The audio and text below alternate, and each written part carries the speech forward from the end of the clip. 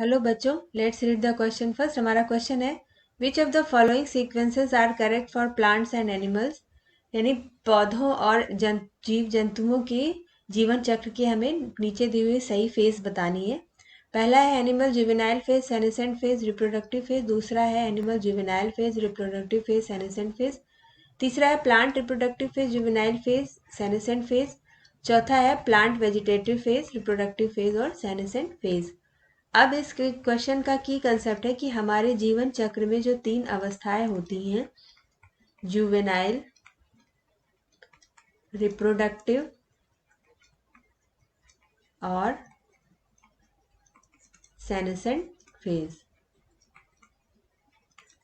ये बेसिकली 3 अवस्थाएं क्या होती हैं। तो जुवेनाइल जो फेज होती है, दिस इज पीरियड बिटवीन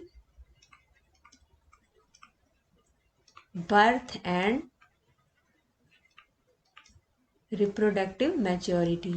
यानी कि जब भी कोई जीव जंतु या पौधा जिसका जन्म से लेके रिप्रोडक्टिव मैच्योरिटी तक पहुंचने तक की अवस्था को या पीरियड को हम जुवेनाइल फेज बोलते हैं। रिप्रोडक्टिव फेज क्या होती है?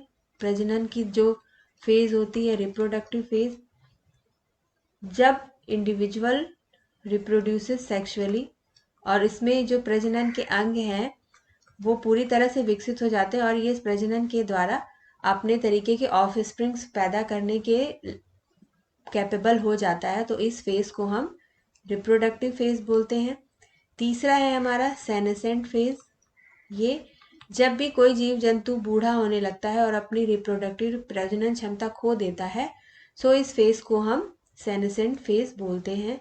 अब एनिमल्स में जो जीवन चक्र की अवस्था है वो पहले है जुवेनाइल, देन रिप्रोडक्टिव फेज, उसके बाद फिर senescent phase.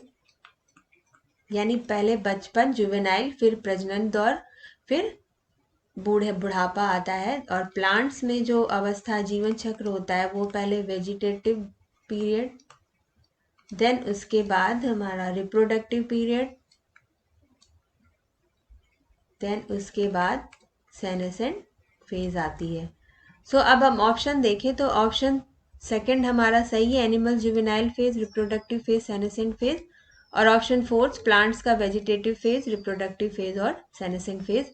So option D सही है। तो हमारा final answer to the question is correct answer is correct option D is correct. I hope you understood the question very well. Thank you very much. Best of luck.